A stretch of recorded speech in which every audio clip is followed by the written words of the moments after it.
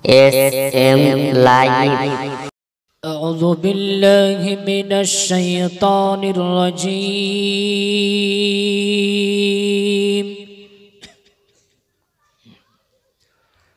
بسم الله الرحمن الرحيم.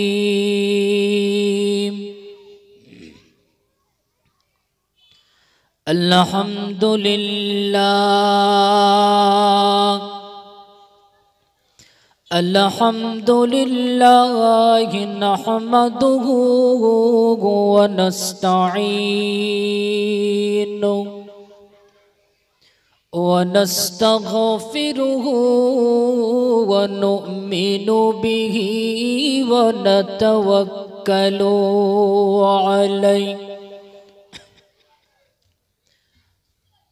ونعوذ بالله من شرور أنفسنا ومن سيئات أعمالنا. من يهده الله فلا مضل له ومن يضلله فلا هادي له. ونشهد أن لا إله إلا الله وحده لا شريك له. ونشهد أن سيدنا وحبيبنا ومولانا محمدا عبده ورسوله الذي أرسله بالحق بشيرا ونذيرا وداعيا إلى الله بإذنه وسراجا وقمرا منيرا.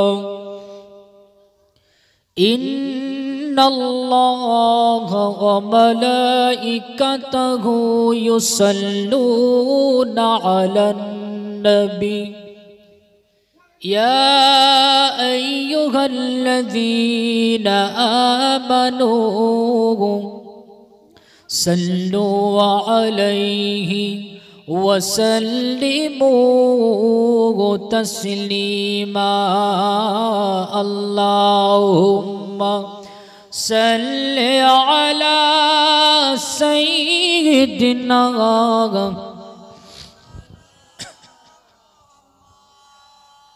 وعلى آل سيدنا.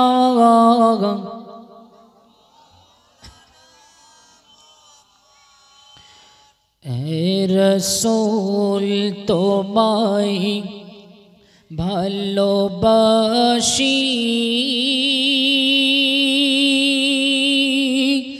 অন্তর শুধুই মুখে নয় জন্নতের আশায় নয় হে রসূল জাহান্নাম কেউ ডরি না। হে রসূল তোমায় ভালোবাসি অন্তর শুধুই মুখে নয় জন্নতের আশায় নয় হে রসূল জাহান্নাম কেউ ডরি না। আল্লাহুম্মা সাল্লি আলা সাইয়্যিদিনা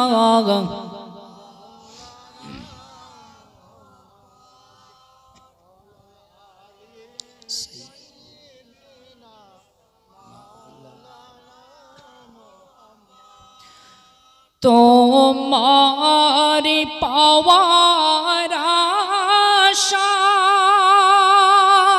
আশায় মন ছুটে যায় মদিনায়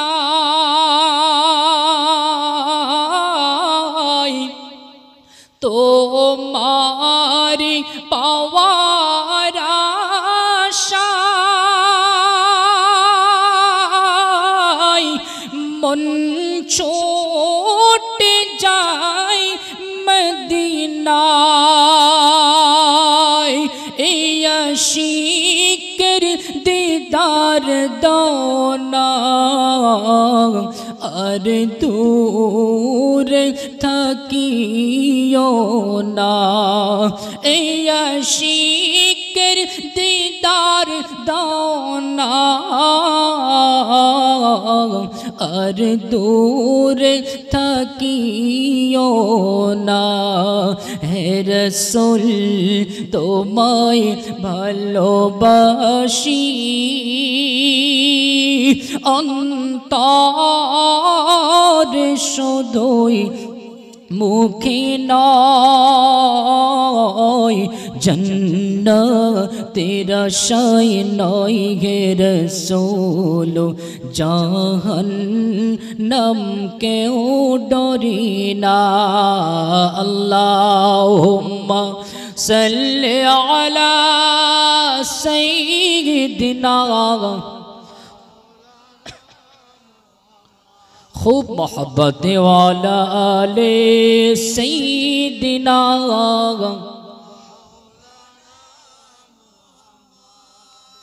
अमी हब मदीनार सारा बेला झाड़ूदार रोज़ार किनारे केटे जाबे दिन आमार আমি হব মদিনার সারা বেলা ঝাড়ুদার রোজার কিনারে কেটে যাবে দিন আমার আমার স্বপ্ন যদি হয় গো পূরণ ধন্য হব মোর জীবন মরণ আমার স্বপ্ন যদি হয় গো পূরণ ধন্য হবে মোর জীবন মরণ আমি হব মদিনার সারা বেলা ঝাড়ুদার রোজার কিনারে কেটে যাবে দিন আমার আল্লাহুম্মা সাল্লি আলা সাইয়্যিদিনা খুব মোহব্বত ওয়ালা আলে সাইয়্যিদিনা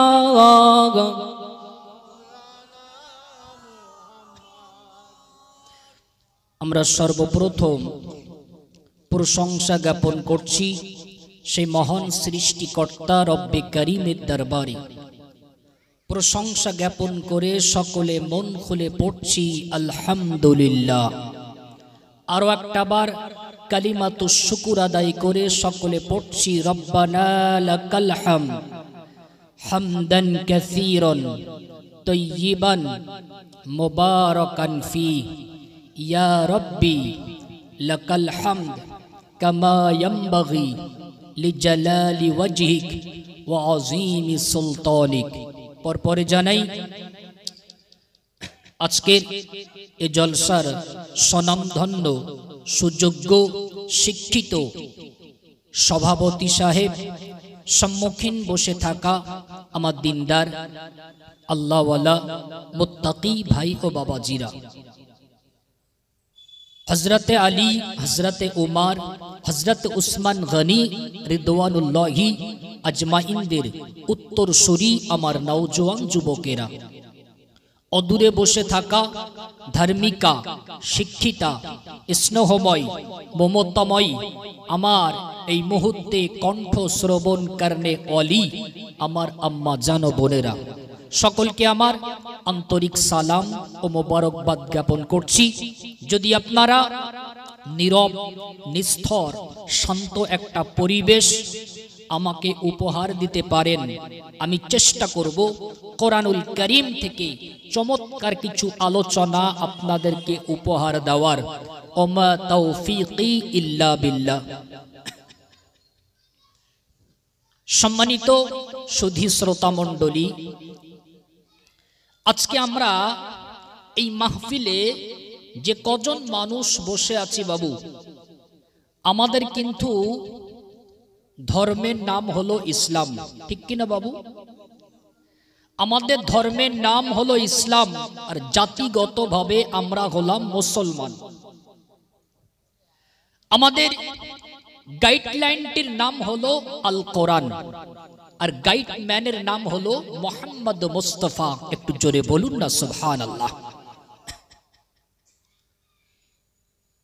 এই পৃথিবীর জমিনে মহান আল্লাহ আমাকে এবং আপনাকে সৃষ্টি করেছেন নির্ধারিত একটা সময় পর্যন্ত। নির্ধারিত নির্দিষ্ট সময় আমাদের ফুরালে এই পৃথিবীর মায়া ত্যাগ করে আমাকে আপনাকে বিদায় নিতে হবে, ঠিক কিনা বাবু? পিছনের মানুষগুলো কথা বলছেন না কেন? এতেকাপের নিয়েতে বসে আছেন নাকি? আমি কোরআনের এমন প্রতিটা মাজলিসটাকে নির্দিষ্ট একটা সময়ের জন্য ক্লাস মনে করি। আপনারা একটু কথা বলবেন, বুঝতে না পারলে দ্বিতীয়বার জিজ্ঞাসা করবেন। সম্মানিত ভাইরা আমার, এই পৃথিবীর জমিনে মহান আল্লাহ আমাকে এবং আপনাকে সৃষ্টি করেছেন নির্ধারিত একটা সময় পর্যন্ত। এই দুনিয়ার জমিনে আমরা কেউ স্থায়ী ভাবে থাকতে আসেনি, এটা হলো অস্থায়ী একটা জিন্দেগি। আজ আছি তো কাল নেই। এই পৃথিবীর জমিনে জানারাই মহান আল্লাহর আদেশ এবং হুকুমগুলোকে মান্যতা দিয়ে রবের নৈকট্য অর্জন করতে পারবে, মহান আল্লাহ বলেন তাদের জন্য খুশির সংবাদ, আমি আল্লাহ আমার জান্নাত। একটু জোরে বলুন সুবহানাল্লাহ। আর জানারা এই পৃথিবীর জমিনে আমি আল্লাহ আমার নৈকট্য, আদেশ, হুকুম, আহকামগুলো মান্যতা দিয়ে চলবে না, তাদের জন্য রয়েছে কঠিনতম কঠিন জাহান্নামের আগুন। কোরআন শরীফে মহান আল্লাহ জানান, কুল্লু নাফসিন যায়কাতুল মাউত। পৃথিবীর জমিনে যারা জীব হিসাবে বিবেচিত, একদিন তাদের সকলের মৃত্যু অপরিহার্য, জীবনে আসবেই আসবে। আর যারা জড় হিসাবে বিবেচিত, তাদের ক্ষয় ক্ষতিও একদিন সুনিশ্চিত হবেই হবে। আপনি উদাহরণস্বরূপ মনে করেন, আপনি একটা ফার্নিচারের দোকান থেকে একটা 2 লক্ষ টাকা দামের খাট কিনেছেন। আপনার কোন ফার্নিচারের দোকান থেকে কিন্তু এই গ্যারান্টি কার্ডটা আপনার হাতে তুলে দেবে না এই খাটটির লাস্টিং আজীবন থাকবে। সেটা কোনো একদিন ব্যবহারের অযোগ্য হয়ে যাবে। হয়তো সেটা আমরা মানুষ সেটাকে হয়তো কুড়াল দিয়ে চালা করে কোনো জ্বালানোর কাজে ব্যবহার করব, ঠিক কিনা বাবু? তাহলে কোরআনুল কারীমের এই আয়াতের ব্যাখ্যা বিশ্লেষণে আমরা যেটা বুঝতে পারলাম, আমরা যারা জীব হিসাবে বিবেচিত, আমাদের মৌত, মৃত্যু একদিন আসবেই আসবে। আর জড় হিসাবে যারা বিবেচিত, তাদের ক্ষয় ক্ষতিও একদিন সুনিশ্চিত তা হবেই হবে। আপনি আমার আলোচনা আরো খুব সুন্দরভাবে বুঝতে পারবেন। এই পৃথিবীর জমিনে মৌতের মতন সুনিশ্চিত বিষয় পৃথিবীতে আর কিছু নেই বাবু। দুনিয়াবে একটা উদাহরণ আপনাকে বুঝাই। আপনি একজন অসুস্থ ব্যক্তি, আপনি গিয়েছেন ডাক্তারের কাছে, ডাক্তার আপনার রোগটা দেখে একটা প্রেসক্রিপশন করে দিলেন। আপনি প্রেসক্রিপশনটা নিয়ে কোনো মেডিসিনের দোকান থেকে আপনি ঔষধ কিনলেন। আচ্ছা, আপনি একেবারেই নিট অ্যান্ড ক্লিন বলতে পারবেন ডাক্তারের ওই প্রেসক্রিপশন দেখানো ওই ঔষধ খেয়ে আপনি একেবারেই সুনিশ্চিত রোগমুক্ত হতে পারবেন? হতেও পারে, আবার দ্বিতীয় একটা রাস্তা আছে, নাও হতে পারে। আপনি আপনার সন্তানটাকে ছোট্টবেলা থেকে অনেক অর্থ খরচ করে লেখাপড়া শিখিয়েছেন। আপনার মনের আশা হলো আমার সন্তান একদিন বড় হয়ে সরকারি কর্মচারী হবে, অনেক টাকা তার মাইনে হবে।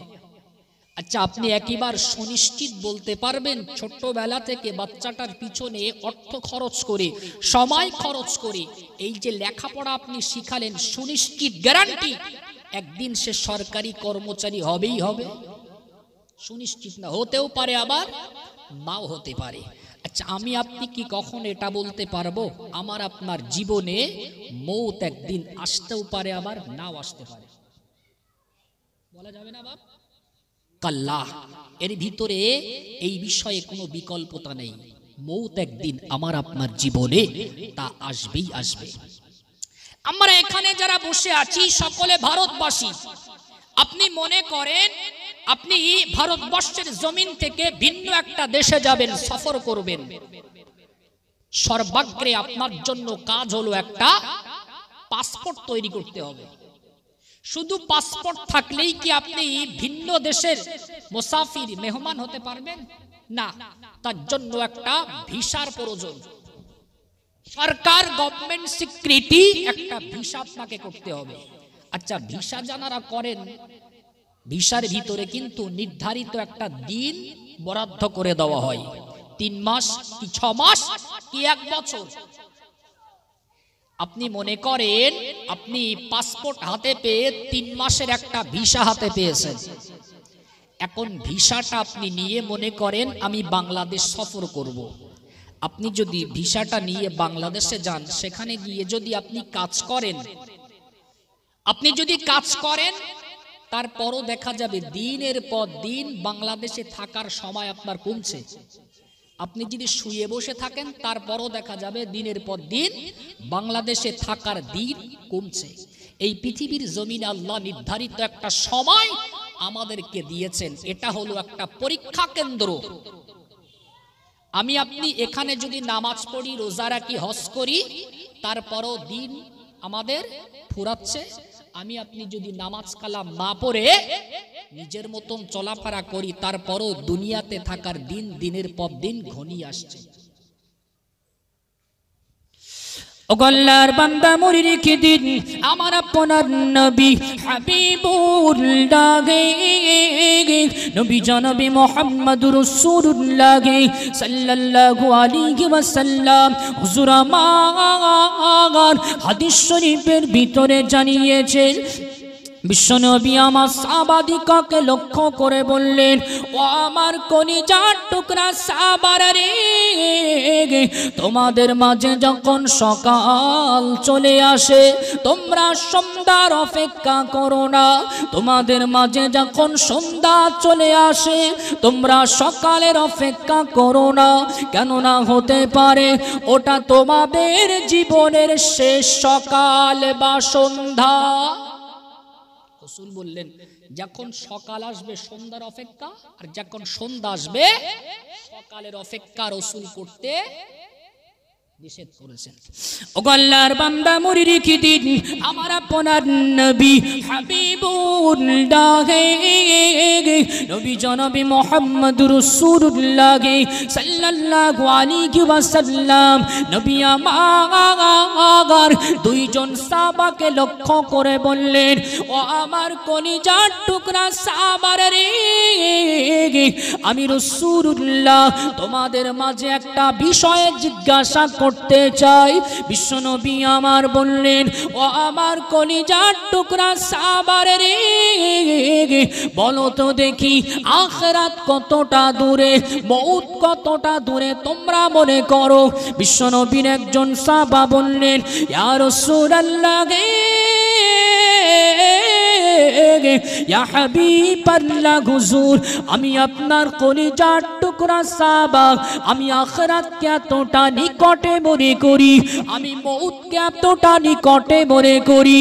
ইয়া রাসূলুল্লাহ, ইয়া হাবিবাল্লাহ হুজুর, আমি আপনার সাহাবা, আমি যখন 4 রাকাত বিশিষ্ট নামাজের জন্য যখন আমি নিয়ত বেঁধে তাকবীরে তাহরিমা আল্লাহু আকবার বলে যখন নাভির নিচে ঘাটটা আমি বেঁধে নেই, ইয়া রাসূলুল্লাহ, ইয়া হাবিবাল্লাহ হুজুর, ওই 4 রাকাত নামাজের ভিতরে আমি তাশাহুদ পর্যন্ত পৌঁছাতে পারবো কিনা জানি না। রসুল বললেন, তুমি আখিরাতকে মউতকে কতটা দূরে মনে করো? রসুলের একজন সাহাবা বললেন, 4 রাকাত নামাজের জন্য নিয়ত করেছি, তাশাহুদ পর্যন্ত পৌঁছাতে পারবো কিনা এতটুকুনো ভরসা আমি আপনার সাহাবা হয়। ও আল্লাহর বান্দা মনে রেখে দিন, আমার আপনার নবী জনাবে মুহাম্মদুর রাসূলুল্লাহ সাল্লাল্লাহু আলাইহি ওয়াসাল্লাম আরো একজন কলিজার টুকরা সাহাবা বললেন, ইয়া রাসূলুল্লাহ, ইয়া হাবিবাল্লাহ হুজুর, আমি আপনার কলিজার টুকরা সাহাবা, আমি আখিরাতকে এতটা দূরে মনে করি না, আমি মউতকে এতটা নিকটে মনে করি। আমি আপনার সাহাবা যখন 4 রাকাত বিশিষ্ট নামাজের জন্য তাকবীরে তাহরিমা আল্লাহু আকবার বলে যখন আমি নিয়তটা বেঁধে নিই, ওই নামাজের ভিতরে তাশাহুদ থেকে নিয়ে সালাম ফিরানোর আগ পর্যন্ত এতটুকু আমি পৃথিবীর জমিনে বেঁচে থাকবো কিনা আমি আপনার সাহাবা ভরসা হয় না। রসুল বললেন, ওয়াযালিকা বাঈদ। আচ্ছা আপনারা বলেন, এই তাশাহুদ থেকে নিয়ে সালাম ফিরানো, তাশাহুদ মানে আত-তাহিয়াতু, এরপর থেকে দরুদ শরীফ আর দুআয়ে মাসুরা পড়তে কতক্ষণ সময় লাগে? হাঁটলে আপনি 2 মিনিট 3 মিনিট সময়। রসুল তাও বললেন, ওয়াযালিকা বাঈদ। সাহাবা, তাহলে তুমি তো মউতকে অনেক দূরে মনে করো। ও আল্লাহর বান্দা মনে রেখে দিন, আমার আপনার নবী হাবিবুল্লাহ নবী জনাবে মুহাম্মদুর রাসূলুল্লাহ সাল্লাল্লাহু আলাইহি ওয়াসাল্লাম বললেন, ও আমার কলিজার টুকরা সাহাবা রে, তবে শোনো, আমি রাসূলুল্লাহ, আমি আখিরাতকে এতটা দূরে মনে করি, আমি মউতকে এতটা নিকটে মনে করি, আমি বিশ্ব নবী, আমি রাসূলুল্লাহ একটা দিকে সালাম ফিরাই, দ্বিতীয় দিকে সালাম ফিরাতে পারবো কিনা আমি বিশ্ব নবী, আমার ভরসা হয় না। একদিকে সালাম ফিরাবো, এই যে দ্বিতীয় দিকে সালাম ফিরাতে পারবো কিনা এতটুকুনো আমি রাসূল, আমার ভরসা হয় না। জোরে বলবেন না সুবহানাল্লাহ। কতটা ভয় ছিল মউতের। এখন আপনি মনে করেন নতুন মেয়ে বিয়ে দিয়েছেন, এখন নতুন জামাই মেয়েকে বাড়িতে আমন্ত্রণ করেছেন, সঙ্গে বেবিনটাকে করেছেন। এখন আপনার স্ত্রী বলল, দেখেন নতুন মেয়ে জামাই বেবিন কোন রকম ভাবে যত্নের যেন কোনো ত্রুটি না হয়, প্যাকেটটা নিয়ে বাজারে চলে যাও, বড় বড় মাছ পোলট্রি গোশ সব নিয়ে আসতে হবে। এখন আপনি প্যাকেটটা নিয়ে টুকটুক করে রাস্তা দিয়ে হেঁটে হেঁটে যাচ্ছেন, হঠাৎ করে আজরাইল রাস্তার মধ্যিখানে আপনার রূহটা কবজ করবে।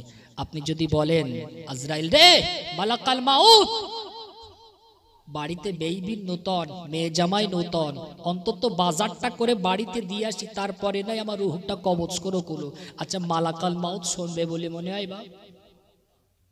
কখনোই। ইদা জাআ আজালুহুম লা ইস্তাখিরুনা সাআতাও ওয়া লা ইস্তাকদিমুন, একটা মিনিট আগেও হবে না পরেও হবে না।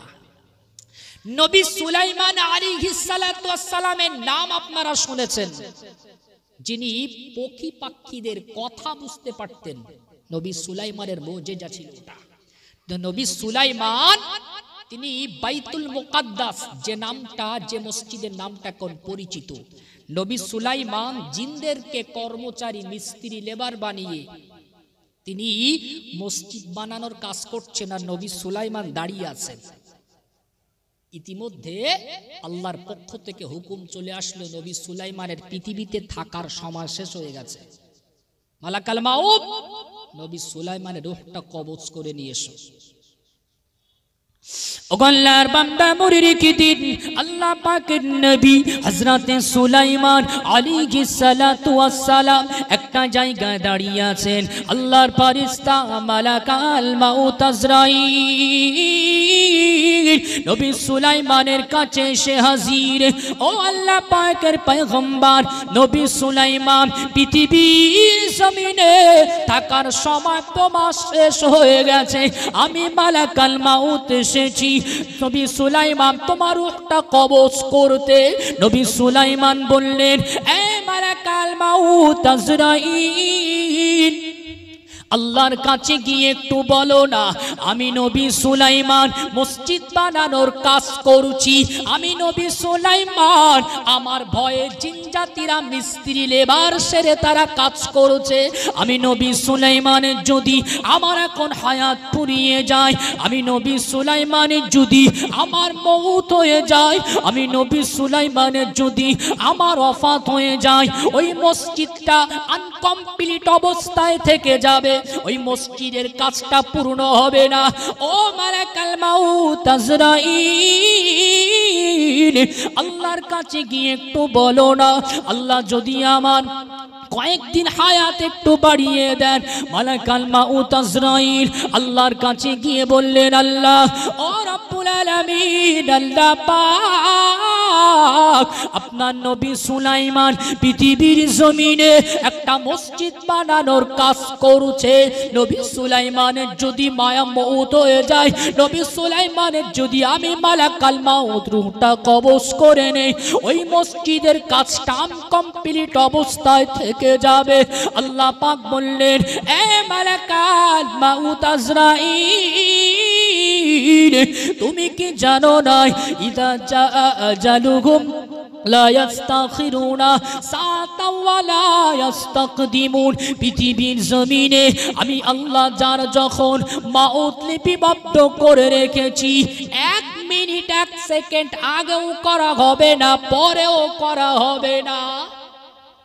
নবী সুলাইমানের কাছে গিয়ে বলো, আল্লাহর কুদরতি হুকুমে যেমন মসজিদের কাজটা শুরু হয়েছিল, আমি আল্লাহ আমার কুদরতি হুকুমে আমি মসজিদের কাজটা কমপ্লিট করিয়ে নেব। জোরে বলুন সুবহানাল্লাহ। কিন্তু শোনো, সচরাচর মানুষের ইন্তেকাল হয়ে গেলে যেমন তাকে সঙ্গে সঙ্গে দাফনস্থ করা হয়, আমার নবী সুলাইমানকে গিয়ে বলো, তার সঙ্গে সঙ্গে গোসলও হবে না, জানাজাও হবে না, কাফন দাফনও পরানো যাবে না।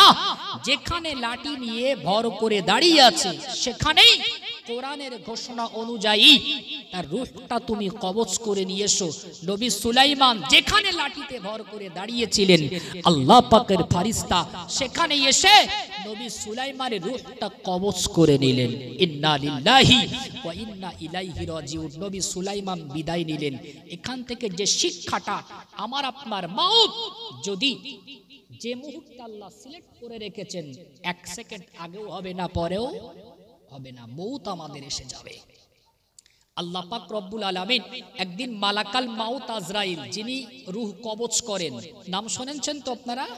একদিন মালাকাল মাউতকে আল্লাহ জিজ্ঞাসা করছেন, মালাকাল মাউত, এত মানুষের রূহ তুমি পৃথিবীতে কবজ করো আমি আল্লাহ আমার হুকুমে, আচ্ছা কোন ব্যক্তি রূহ কবজ করতে তোমার কি একটু মায়া দয়া লাগে নাই? আল্লাহ পাকের ফেরেশতা মালাকাল মাউত আজরাইল বললেন, আল্লাহ আপনার হুকুম আপনার ডিউটি আমি পালন করি, কিন্তু 2টি মানুষের রূহ কবজ করতে আমি মালাকাল মাউত আমার অনেক কষ্ট হয়েছিল আল্লাহ, আমার অনেক মায়া লেগেছিল। আল্লাহ জিজ্ঞাসা করলেন, মালাকাল মাউত কোন 2টি রূহ কবজ করতে তোমার বেশি কষ্ট এবং মায়া হয়েছিল?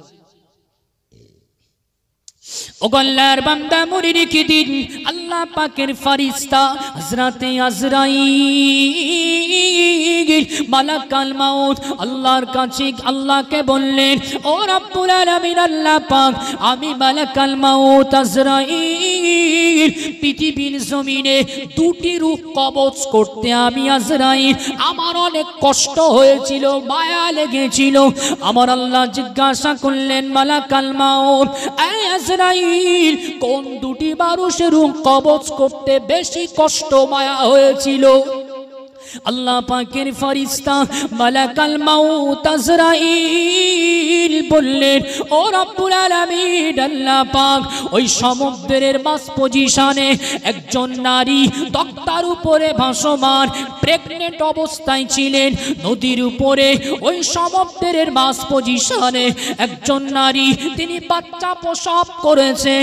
ও রব্বুল আলামিন আল্লাহ পাক আল্লাহ তাআলা ওই বাচ্চাটা তক্তার উপরে ভাসমান অবস্থায় আল্লাহ আপনি আমাকে হুকুম করলেন, আল্লাহ আপনি আমাকে অর্ডার করলেন, এই মালাকুল মাউত আজরাইল যাও যাও সমুদ্রের মাঝ পজিশনে ওই তক্তার উপর থেকে ওই ছোট্ট শিশুর মায়ের রূহটা কবজ করে নিয়ে এসো।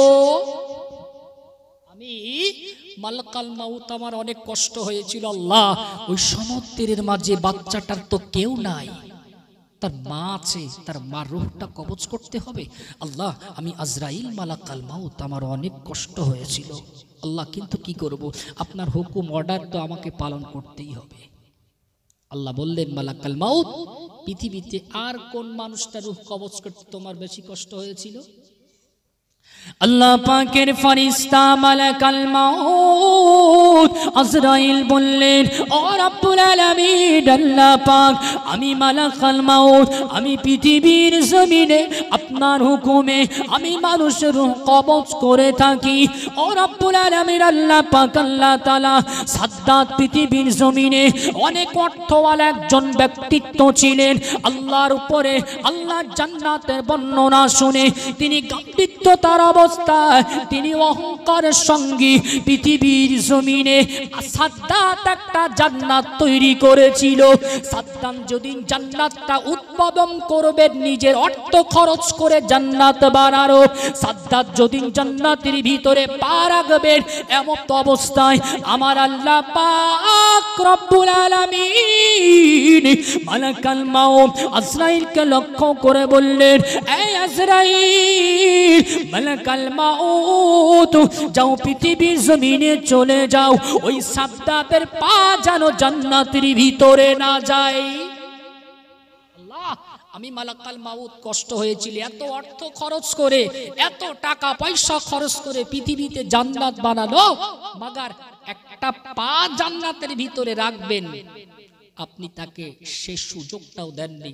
আমি আজরাইল মনে একটু ব্যথা পেয়েছিলাম, মায়া লেগেছিল, এত কষ্ট করে একটা পৃথিবীতে জান্নাত তৈরি করলো, কিন্তু একটা বার একটা পা রাখার সুযোগ তার হলো না। ও আল্লাহর বান্দা মনে রেখে দিন, আল্লাহ পাক রব্বুল আলামিন মালাকুল মাউত আজরাইল কে লক্ষ্য করে বললেন, এ মালাকুল মাউত ওই সাদ্দাতকে তুমি কি জানো নাকি, ওই সাদ্দাতের পরিচয় তুমি জানো নাকি? মালাকুল মাউত বলেন, আল্লাহ পাক ও রব্বুল আলামিন না, ওই মালাকুল ওই সাদ্দাতের পরিচয় তো আমার জানা নাই।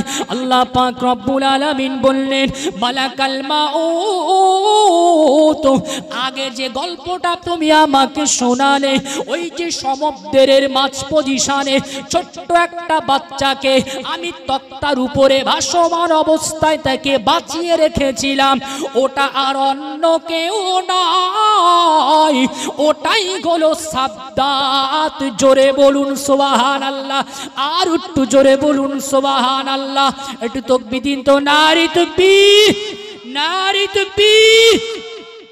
আল্লাহ পারে না বাপ, মহান আল্লাহ পাক রব্বুল আলামিন বললেন, মালাকুল মাউত আমি আল্লাহ পাক রব্বুল আলামিন ওই সমুদ্রের মাঝ পজিশনে ওই তক্তার উপরে ভাসমান ছোট্ট শিশুটাকে একজন জঙ্গলের কিনারায় আমি আল্লাহ আমার কুদরতি হুকুমে নিয়ে গেলাম, সেখানে বাঘের পশু দুগ্ধ পান করে আমি এই ছোট্ট বাচ্চাটাকে দিনের পর দিন বানিয়েছি, বড় করেছি, তাকে দেশের বাদশা বানিয়েছি। সে যখন আমি আল্লাহ আমার উপরে গাদ্দারি করে জান্নাত বানাতে গেল, আমি আল্লাহ জান্নাতে ঢোকার মতন সুযোগও তারে দিলাম না। আল্লাহ পারেন গাছতলা থেকে পাঁচতলায়, পাঁচতলা থেকে গাছতলায় নামানোর মালিক হলো আমার আল্লাহ।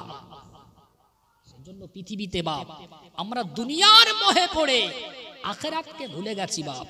আপনি যেমন হাজার চেষ্টা করেও একটা পানিকে আপনি মুঠো বেঁধে ধরে রাখতে পারবেন না, চোখের ফাঁকি দিয়ে পানি আপনার হাত থেকে বার হয়ে যাবে। এই পৃথিবীর জমিনে দুনিয়াটাকে আপনি যতই ধরার চেষ্টা করবেন, মৌত যখন চলে আসবে আপনার চোখের ফাঁকি দিয়ে একদিন আপনার হায়াতটা ফুরিয়ে যাবে, আপনি টেরও পাবেন না। মৌতের ভয় আমাদের অন্তরে সকলেরই থাকা দরকার বাপ। একজন নবী ছিলেন, নাম ইদ্রিস নবী আলাইহিস সালাতু ওয়াস সালাম। তার অন্তরে মৌতের ভয় ছিল খুব খুব বেশি। ইদ্রিস নবীর নাম শুনেছেন বাবু? ইদ্রিস নবীর অন্তরে মৌতের ভয় ছিল অত্যন্ত বেশি।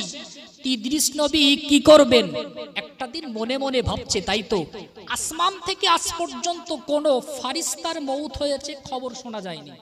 এই দুনিয়ার জমিনে যারা থাকেন মৌত ইন্তেকাল ওয়াফাত তাদেরই হয়, কিন্তু আসমান থেকে তো কোনো মৌতের খবর আজ পর্যন্ত কানে পেলাম না। অন্তত মৌতের হাত থেকে রক্ষায় পাওয়ার জন্য আমাকে আসমানে যেতে হবে, তালি হয়তো আজীবন আমি বেঁচে থাকতে পারবো। তো ইদ্রিস নবী আলাইহিস সালাতু ওয়াস সালাম একটা প্ল্যান তৈরি করলেন কেমন ভাবে আসমানে যাওয়া যায়। নবী মানুষ তো, আল্লাহর একজন ফারিস্তার সঙ্গে বন্ধুত্বের সম্পর্ক করলেন। আমার কথা বুঝতে পারছেন বাবু? ইদ্রিস নবী আলাইহিস সালাতু ওয়াস সালাম আল্লাহর একজন ফারিস্তার সঙ্গে বন্ধুত্বের সম্পর্ক করলেন, যে ফারিস্তার সঙ্গে বন্ধু করে অন্তত ছলে বলে একবার আসমানে যদি যেতে পারি, হয়তো আমার হায়াত আজীবন থাকবে, মৌত আমার আর হবে না। ইদ্রিস নবী আলাইহিস সালাতু ওয়াস সালাম প্ল্যান অনুযায়ী আল্লাহর একজন ফারিস্তার সঙ্গে খুব ক্লোজ একটা বন্ধুত্ব তৈরি করলেন। তো অনেকদিন হবার পরে একদিন বন্ধুর মাথায় হাত বুলিয়ে বলছে, বন্ধুরে আমি নবী ইদ্রিস, আমার সঙ্গে তো তোমার খুব সম্পর্ক, আমাকে একটা দিন একটু আসমানে নিয়ে যাওয়া যাবে? আল্লাহর ফারিস্তা বললেন, ইদ্রিস আসমানে তো মানব জাতি যেতে পারে না, মানুষের স্থান নিচেই, ফারিস্তারা যেতে পারবে, ওই আবদারটা আমি রাখতে পারলাম না। ওগো আল্লাহর বান্দা মুরি রেখে দিন, আল্লাহ পাকের নবী হযরত ইদ্রিস আলাইহিস সালাতু ওয়াস সালাম বারংবার আল্লাহর ফারিস্তাকে বলছেন, আল্লাহর ফারিস্তা আমি নবী ইদ্রিস, আমার সঙ্গে তোমার খুবই গভীর বন্ধুত্বর সম্পর্ক, এতদিনের সম্পর্ক কি সব মাটির সঙ্গে মিশে যাবে নাকি? একটা বার আমাকে আসমানে নিয়ে যেতে হবে। আল্লাহর ফারিস্তা বললেন, না না, মানব জাতি আসমানে যেতে পারে না, মানুষের স্থান হলো জমিনে, মানুষের স্থান জমিনে, ফারিস্তাদের স্থান হলো আসমানে। না না, আপনি মানব জাতি হয়ে, আপনি মানুষ হয়ে আসমানে যেতে পারবেন না। নবী ইদ্রিস আলাইহিস সালাতু ওয়াস সালাম অত্যন্ত কাকুতি মিকুতি করতে লাগলেন। আল্লাহর ফারিস্তা একটা বার আমাকে অন্তত আসমানে একটু আমাকে নিয়ে যান। আল্লাহর ফারিস্তা অত্যন্ত আবেদন শুনে আল্লাহর ফারিস্তা রাজি হয়ে গেলেন। আল্লাহর ফারিস্তা রাজি হয়ে গেলেন নিয়ে যাবার জন্য। আল্লাহর ফারিস্তা তার এক পাখনার ভিতরে নবী ইদ্রিস আলাইহিস সালাতু ওয়াস সালামকে নিয়ে আসমানে যেতে লাগলেন। প্রথম আসমানে গেলেন, দ্বিতীয় আসমানে গেলেন, তৃতীয় আসমানে গেলেন, চতুর্থ আসমান থেকে যখন পঞ্চম আসমানে যাবে এমত অবস্থায় উপর থেকে পঞ্চম আসমান থেকে জমিনের দিকে মালাকাল মাউত আজরাইল পৃথিবীতে আসছিলেন। আল্লাহর ওই ফারিস্তারা বললেন, এই ইদ্রিস, পৃথিবীর জমিনে তো অনেক আজরাইলের নাম শুনেছো, মালাকাল মাউতের নাম শুনেছো, একটা বার কি ওই আজরাইল মালাকাল মাউতের দেখবে নাকি? আজরাইল মনে মনে ভাবছে, ফারিস্তারে আমি তো আজরাইলের ভয়েই তোমার সঙ্গে আসমানে আসলাম। বুঝতে পারছেন? আল্লাহর এই ফারিস্তারা চতুর্থ আসমান থেকে তার পাখনার ভিতরে নিয়ে পঞ্চম আসমানে উঠবেন, আর ওদিক থেকে পঞ্চম আসমান থেকে আজরাইল আসছিলেন জমিনে তার ডিউটি রূহ কবজ করা করতে। এখন ওই ফারিস্তা বলছে, ইদ্রিস, মালাকাল মাউতের নাম তো অনেক শুনেছো, একটাবার কি দেখবে? ইদ্রিস নবী মনে মনে চিন্তা করলেন, আহারে ওই ভয়ে তো আমি আসলাম আসমানে, কিন্তু আমার দেখার খুব শখ। আল্লাহর ফারিস্তা আমার বন্ধু, একটাবার ওই মালাকাল মাউত আজরাইলকে একটু জিজ্ঞাসা করো না যে ইদ্রিস নবীর মউত কবে হবে। ওগল্লার বান্দা মুরি রেখে দিন, আল্লাহ পাকের নবী হযরত ইদ্রিস আলাইহিস সালাতু ওয়াস সালাম মালাকাল মাউত চতুর্থ আসমানে দাঁড়িয়ে পড়লেন। আল্লাহর ওই ফারিস্তারা বললেন, এ মালাকাল মাউত, পৃথিবীর জমিনে ইদ্রিস নবী বলে একজন ব্যক্তি আছেন, নবী আছেন, পয়গম্বর আছেন, ওই নবীর মউতের তালিকাটা কবে একটু কি আমাকে বলা যাবে? মালাকাল মাউত তিনি বলছেন, আমার কাজই তো ওটাই, আমি তো রূহ কবজ করি, তো কার কবে কোন ডেটে মউত হবে সে লিস্ট তালিকা ফর্দ তো আমার কাছে আছেই। তো বলছে, দেখো না ইদ্রিস নবীর মউতটা কবে হবে। মালাকাল মাউত লিস্টটা খুলে বলছেন, আল্লাহর ফারিস্তা দুঃখিত, সরি, ইদ্রিস নবীর ইতিমধ্যে রূহ কবজ করা হয়ে গেছে। এখন ওই ফারিস্তা মনে মনে চিন্তা করছেন, হয়তো মালাকাল মাউতের থেকে আমি অনেক চালাক, ইদ্রিস তো আমার পাখনার ভিতরে। এখন মালাকাল মাউতকে এবার বলছে, আপনি যেখানে যাচ্ছিলেন সেখানে যেতে পারেন। এখন মালাকাল মাউত চলে গেলেন। চলে যাওয়ার পরে পাখনাটা খুলে পাখনার ভিতরে ইদ্রিস, ওই আল্লাহর বন্ধু ফারিস্তা, ইদ্রিস নবীর বন্ধু ফারিস্তা বলছে, ইদ্রিস শুনেছো তোমার মউতের খবর? আমরা তো আছি আসমানে, কিন্তু তোমার নাকি মউতের সময় এসেছে, মালাকাল মাউত পৃথিবীতে গিয়ে তোমাকে খুঁজে পাবে না। ইদ্রিস নবী আর কোনো কথাও বলে না, একবার ডাকে, ইদ্রিস, ইদ্রিস, পাখনাটা সরিয়ে দেখে ইদ্রিস নবীর রূহ কবজ হয়ে গেছে। জোরে হবে না সুবহানাল্লাহ। ইদ্রিস নবীর মউত হয়েছিল কোথায় বাবু? চতুর্থ আসমানে, ঠিক কি না? আপনি যেখানেই পলায়ন করেন না কেন মউতের জন্য, আপনার চতুর্থ আসমান পর্যন্ত গিয়েছিল মউতের ভয়ে। ইদ্রিস ছাড় পেয়েছে বাপ? কাল্লা, আমার আপনার মউত জীবনে একদিন আসবেই আসবে। ওই গহীন কবরের মেহমান একদিন আমাকে আপনাকে হতেই হবে। ওগল্লার বান্দা মুরি রেখে দিন, হযরত নবী দাউদ আলাইহিস সালাতু ওয়াস সালামের নাম আমরা সকলে শুনেছি। নবী দাউদ আলাইহিস সালাতু ওয়াস সালাম তিনি যখন দেশের বাদশা, হযরত দাউদ আলাইহিস সালাতু ওয়াস সালাম একদিন আল্লাহর দরবারে হাত তুলে দোয়া চাইতে লাগলেন, ও রব্বুল আলামিন, আল্লাহ পাক, আমি নবী দাউদ আলাইহিস সালাতু ওয়াস সালাম, আমার মনের বড় আশা, আমার মনের বড় তামান্না, আমি নবী দাউদ, আমার তো বয়স হয়ে গেছে, আমি তো পৃথিবীর জমিন ছেড়ে বিদায় নিয়ে চলে যাব।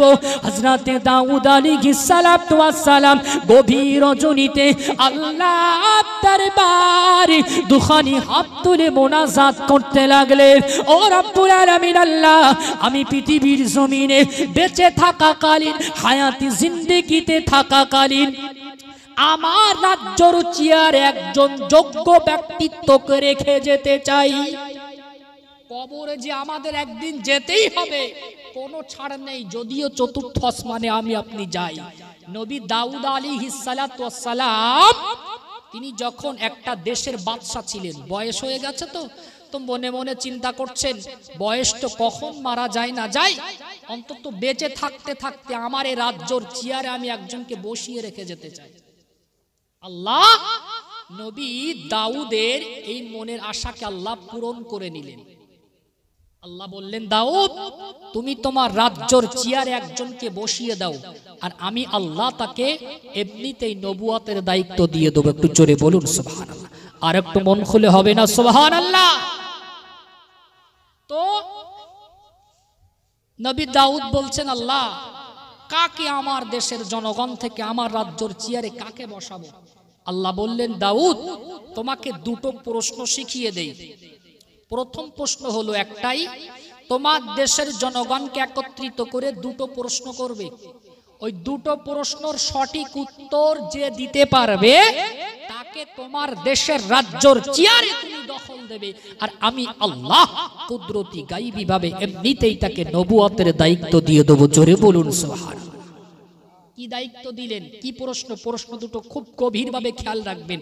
আল্লাহ প্রশ্ন শিখিয়ে দিলেন নবী দাউদকে। প্রথম প্রশ্ন, পৃথিবীর জমিনে সবচেয়ে দামি সম্পদ কোনটি? নাম্বার 1। দ্বিতীয় যে প্রশ্নটা আমার আল্লাহ শিখিয়ে দিলেন নবী দাউদকে, পৃথিবীর জমিনে সবচেয়ে নিকটবর্তী দেশ কোনটা আর দূরবর্তী দেশ কোনটা? এই দুটি প্রশ্ন তোমার দেশের জনগণের মাঝে রাখবে। যে ব্যক্তি সঠিক উত্তর দিতে পারবে তুমি তোমার রাজ্যের চেয়ারে তাকে দখল দাও, আমি আল্লাহ নবুয়তের দায়িত্ব দিয়ে দেবো। ওগল্লার বান্দা মুড়ি রেখে দিন, হযরতে নবী পয়গম্বর দাউদ আলাইহিস সালাতু ওয়াস সালাম আল্লাহর কথা অনুযায়ী দেশের প্রজাদেরকে ডাক দিয়ে বললেন, ও আমার দেশের প্রজারা, আমি নবী দাউদ, আমার মনের বড় আশা, আমার মনের বড় তামান্না, আমি হায়াতে জিন্দেগিতে থাকতে আমি আমার রাজ্যের চেয়ারে একজনকে বসিয়ে যেতে চাই। আমার রাজ্যের ভিতরে আমার দুটি প্রশ্নের উত্তর যে ব্যক্তি দিতে পারবে আমি নবী দাউদ তাকে আমার রাজ্যের চেয়ারে আমি তাকে দখল দিয়ে দেব। আমার আল্লাহ তাকে নবুয়তের দায়িত্ব দিয়ে দেবেন। হযরতে নবী দাউদ আলাইহিস সালাতু ওয়াস সালাম আল্লাহ পাক রব্বুল আলামিনের বলা ওই প্রশ্ন অনুযায়ী প্রথম প্রশ্ন করলেন, বলেন পৃথিবীর জমিনে সবচেয়ে দামি সম্পদ কোনটি? দেশের জনগণ উত্তর দিচ্ছেন, পৃথিবীর জমিনে দামি সম্পদ কি আর হবে? হীরা, চাঁদি, মতি, গহনা, এইসব দামি সম্পদ, এছাড়া আর কি হবে? ওগল্লার বান্দা মুড়ি রেখে দিন, আল্লাহ পাকের নবী হযরতে দাউদ আলাইহিস সালাতু ওয়াস সালামের একজন ছোট্ট বালক ছিল, নাম হযরতে সুলাইমান আলাইহিস সালাতু ওয়াস সালাম। এমন প্রশ্নের উত্তর যখন দেশের জনগণ দিতে লাগলেন, নবী সুলাইমান আলাইহিস সালাতু ওয়াস সালাম তার আব্বা জানকে লক্ষ্য করে বললেন, আব্বা জান, আপনার দেশের প্রজা, আপনার দেশের সৈন্যরা আপনার প্রশ্নের যে উত্তর দিচ্ছে আমি নবী সুলাইমান আমার ততটা পছন্দ হচ্ছে না। হযরতে নবী দাউদ আলাইহিস সালাতু ওয়াস সালাম বললেন, ও আমার বালক নবী সুলাইমান, এই প্রশ্নের উত্তর তুমি কি দিতে পারবা? ছোট্ট বালক নবী সুলাইমান বললেন, ও আল্লাহ পাকের পয়গম্বর, আমার আব্বা জান নবী দাউদ, আপনি যে প্রথম প্রশ্নটি করলেন পৃথিবীর জমিনে সবচেয়ে দামি সম্পদ কোনটা, আমি নবী, আমি সুলাইমান আপনার বালক বলে দিলাম পৃথিবীর জমিনে সবচেয়ে দামি সম্পদ হলো ঈমান।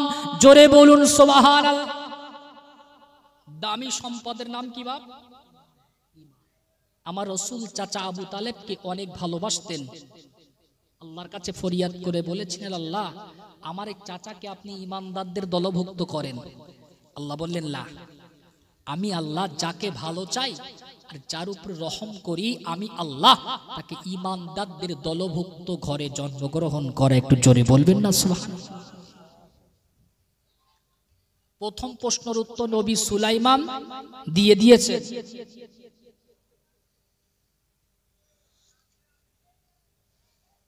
দ্বিতীয় প্রশ্ন নবী দাউদ আলাইহিস সালাতু ওয়াস সালাম দেশের প্রজাদের মাঝে রাখলেন, দূরবর্তী দেশ কোনটা আর নিকটবর্তী দেশ কোনটা?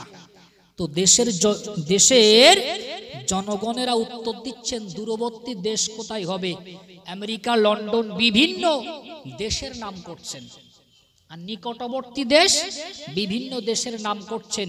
একইভাবে নবী সুলাইমান আবার আব্বাজানকে বললেন, আব্বাজান আপনার দেশের জনগণ যে প্রশ্নের উত্তর দিচ্ছে ওই প্রশ্নের উত্তর আমি সুলাইমান আমার পছন্দ হচ্ছে।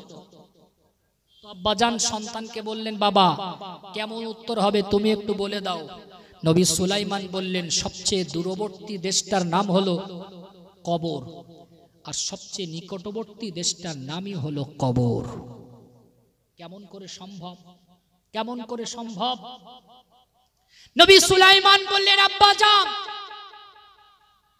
আমার একজন বন্ধু আছে, আমি যদি তাকে বলি চলো তোমাকে আমেরিকাতে বেড়াতে যেতে হবে, আরবে যেতে হবে, পৃথিবীর যে প্রান্তে বলবো, বন্ধু হাসতে হাসতে আমার সঙ্গের সাথী হবে। আমার সবচেয়ে নিকটবর্তী যে মানুষটা, তাকে যদি আমি বলি আমার সঙ্গে কবর নামক স্থানে যেতে হবে, ওই দূরবর্তী দেশে পৃথিবীর আমার আপন কোনো মানুষ যেতে চাইবে না। তো সবচেয়ে দূরবর্তী দেশটার নামই হলো কবর। নিকটবর্তী দেশটার নামও কবর কেমন করে হলো? আপনি যেখানে ঘুরে বেড়াচ্ছেন, যে জমিনে, ওই জমিনের নিচে 3.5 হাত মাটির নিচে আপনার জন্য অপেক্ষা করছে। সবচেয়ে নিকটবর্তী দেশটার নামই হলো কবর। নবী হযরতে দাউদ আলাইহিস সালাতু ওয়াস সালামের ছোট্ট সন্তান নবী সুলাইমান এই দুটি প্রশ্নের উত্তর দিলেন। নবী সুলাইমানকে দাউদ নবী রাজ্যর চেয়ার দিয়ে দিলেন, আমার আল্লাহ আসমান থেকে তাকে নবুয়তের দায়িত্ব দিয়ে দিলেন। একবার জোরে বলুন না সুবহানাল্লাহ। আর একটু জোরে হবে না সুবহানাল্লাহ। একদিন আমার নাম হবে মসজিদে এলান, একদিন আমার নাম হবে মসজিদে এলান। তৈরি থেকো, তৈরি রেখো কবরের মাল সামান, একদিন আমার নাম হবে মসজিদে এলান, একদিন সবার নাম ওই হবে মসজিদে এলান। আল্লাহুম্মা সাল্লি আলা সাইয়্যিদিনা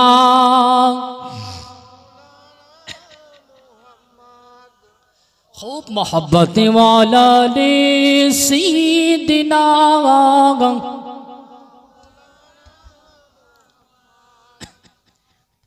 সম্মানিত ভাইরা আমার, যে কবরের কথা বলছিলাম, আমি আপনি যদি পৃথিবীর জমিন থেকে ঈমানটা সঙ্গে করে, ঈমান নামক পাসপোর্টটা সঙ্গে করে যদি কবরে যেতে পারি, ওই কবরটাই আমাদের জন্য জান্নাতের বাগিচা হয়ে যাবে। একটু জোরে হবে না সুবহানাল্লাহ। একটা ঈমানদার ব্যক্তি যখন ইন্তেকাল করেন কবরের ভিতরে, একজন ঈমানদার ব্যক্তি যখন ইন্তেকাল করেন, আল্লাহ দুনিয়াবি পোশাক তার গা থেকে খুলে জান্নাতি পোশাক পরিধান করিয়ে দেয়। জোরে বলুন সুবহানাল্লাহ। আর জান্নাতি ব্যক্তি, ঈমানদার ব্যক্তির কবর থেকে আল্লাহ জান্নাত পর্যন্ত একটা সুড়ঙ্গ কেটে দেন। ওই সুড়ঙ্গ দিয়ে জান্নাতি হাওয়া, জান্নাতি খুশবু ওই কবরের ভিতরে, ঈমানদার ব্যক্তির কবরের ভিতরে আল্লাহ জান্নাতি খুশবু বইয়ে দেন। একটু জোরে বলুন না সুবহানাল্লাহ।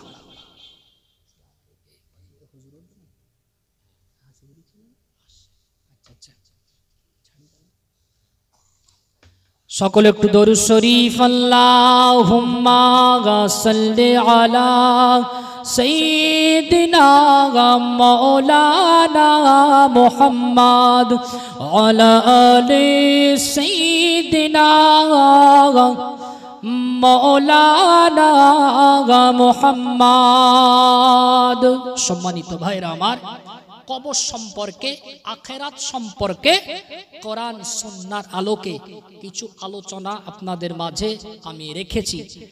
আমরা যেন আজ থেকে সকলে কবরের ভয়, আখিরাতের ভয়, আল্লাহর ভয়, কিয়ামতের ভয়, আল্লাহ যেন আমাদের সকলকে বেশি বেশি করার তৌফিক দান করেন। সকলে পড়ি আল্লাহুম্মা আমিন। এই সংক্ষিপ্ত সময়, খুবই অল্প সময় বক্তব্য, আমার সময় ছিল 1 ঘন্টা। হুজুর আসবেন, তো অল্প সময়ের ভিতরে অল্প কিছু আলোচনা আপনাদের মাঝে রেখেছি। অন্তত যতটুকুন শুনেছি মহান আল্লাহ জানো তার উপরে আমল করার আল্লাহ তৌফিক দান করেন। পড়ি সকলে আল্লাহুম্মা আমিন। সকলে আমার জন্য দোয়া রাখবেন, আমি অধম আপনাদের জন্য দোয়া রাখবো। ও আখির দাওয়ানা আনিল হামদুলিল্লাহি রাব্বিল আলামিন। একটু দরুদ শরীফ আল্লাহুম্মা